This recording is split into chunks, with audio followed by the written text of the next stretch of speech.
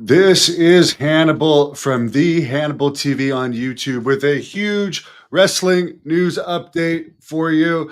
Let's get into the big news of the day. According to Vince McMahon himself, he's still one of the largest shareholders in WWE, by the way, of WWE/TKO stock. But he says, as far as the government investigation, quote, the case is closed. Today ends nearly 3 years of investigation by different governmental agencies. There has been a great deal of speculation about what exactly the government was investigating and what the outcome would be. As today's resolution shows, much of that speculation was misguided and misleading.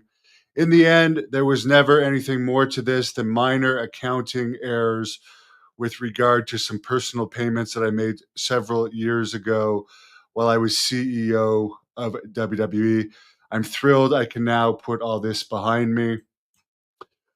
So, of course, that is very bad for the quote unquote publicity W Janelle Grant case, which seems to be getting more and more flimsy and also wasn't filed in the right place. So it looks like uh, things are looking more on the upswing to Vince McMahon, who no doubt um, did some shady things in relation to all those settlements that he made, which we can say these accounting errors were allegedly related to. They were allegedly related to payments he made to various women, some of which may have been more legitimate than others, but he settled them. He took care of them through mutual agreements, much like he had with this Janelle Grant one before she broke the settlement agreement. And he may end up suing her. This may end up very bad for Janelle Grant.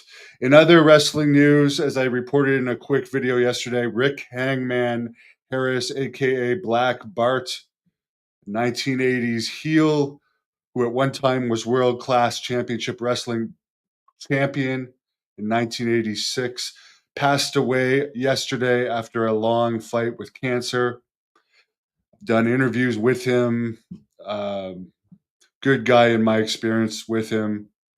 God bless him. Ronda Rousey, 37, had a kid with her husband, Travis Brown. It's their second child this past week. She was last seen in wrestling appearing on a non-televised Ring of Honor show in LA, which was strange that they wouldn't put her on the TV show and they put her on the secondary brand when she worked for Tony Khan, who has a lot of weird business practices, such as this one. According to the Wrestling Observer, Tony Khan has re-signed Maria Kanellis, who, when was the last time they used Maria Kanellis? Who I don't even remember anything from in AEW. She was best known for being involved in the Diva search in WWE, and at one time she dated CM Punk, but she's done literally nothing in AEW. Her contract was running out at the end of October, and according to the Wrestling Observer, they quietly re-signed her to a new deal. Why? Makes absolutely no sense. Paul Levesque was on the Pat McAfee show, or Pat McAfee, and apparently he said SmackDown is going from 3 to 2 hours at some point this spring. I mean, that would be a good idea. The shows are too long. The shows are way too long for your average person's attention span. And honestly, it waters down the product, and they already have a 3 hour plus Raw show, which to me was enough WWE to cover me for the next very long extended period of time after sitting through last Monday's Raw show. Of course, they also had a Netflix show. This is interesting. Netflix New Year's Evil, featuring an appearance by The Rock this week, did a record 0.25 rating, their highest NXT rating in 5 years for the CW network. However, there was only 1,800 people in the building, and the building could hold up to 6,000. So I know The Rock was a last minute addition, but you'd think that they would have put more people in there for The Rock's appearance, where he now famously dropped a bunch of f bombs. Was the main thing out of that. Also, according to Dave Meltzer, the Cody Rhodes feud with The Rock is apparently done. There's nothing further going to happen. It's rumored that Malachi Black has left AEW and is returning to WWE for whatever that's worth.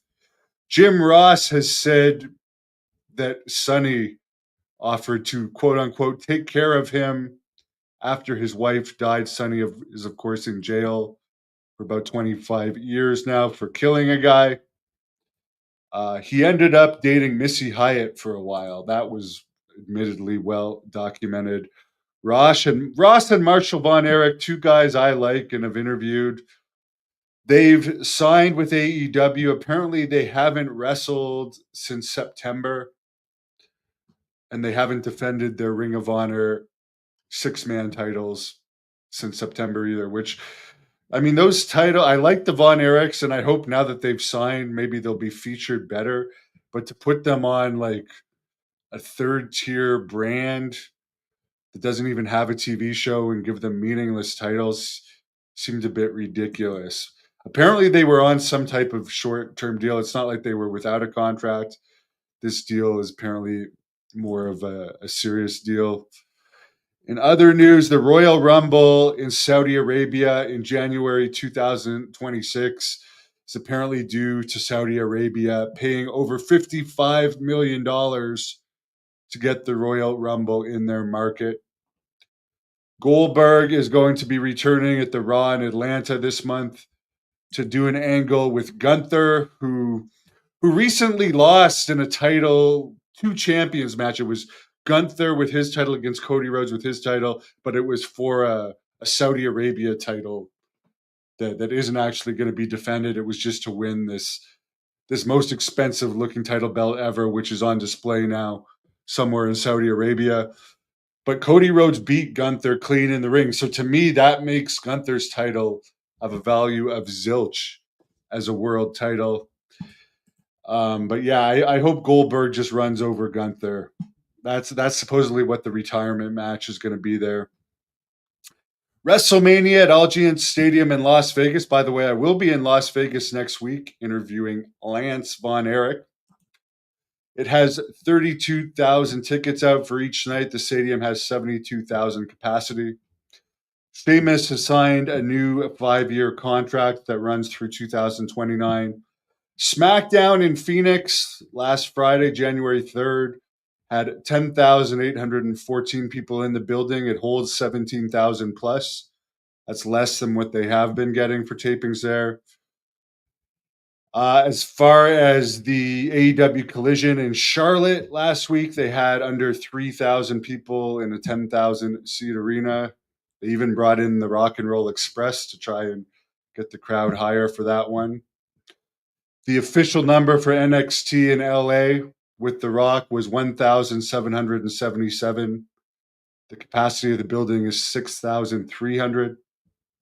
The January 8th AEW Dynamite in Clarksville, Tennessee had 2,500 tickets out with a 6,000 capacity on the building. Joe Rogan says John Jones is asking for $30 million to fight Tom Aspinall. Rogan said he originally thought that the UFC was going to pay it, but Dana White has since told Rogan he's not going to pay John Jones that much. I mean, that without McGregor, I mean, John Jones is nowhere near the popularity of McGregor, even though he's arguably the best fighter of all time. He's a name. He's probably one of the biggest names they have, other than McGregor, that people know. He doesn't draw to the level of McGregor, but he's definitely worth 30 million in my opinion, considering the profits that UFC makes. Dana White is apparently also on the board now of Meta, formerly Facebook. He was hired by Mark Zuckerberg. Mark Zuckerberg, yeah. Facebook, I do have to say they put their payments for videos way, way, way, way down from what they used to be. I still post stuff on our The Hannibal TV Facebook page here and there, but not as much for that reason. Someone does not like Vince Russo. Hello, Sean from London. Appreciate it. By the way, tomorrow, sometime between 1 and 2 p.m. Eastern, I'm supposed to be interviewing Scotty Riggs live on here from the American Mail. So I'm looking forward to that. Wish everyone a wonderful week.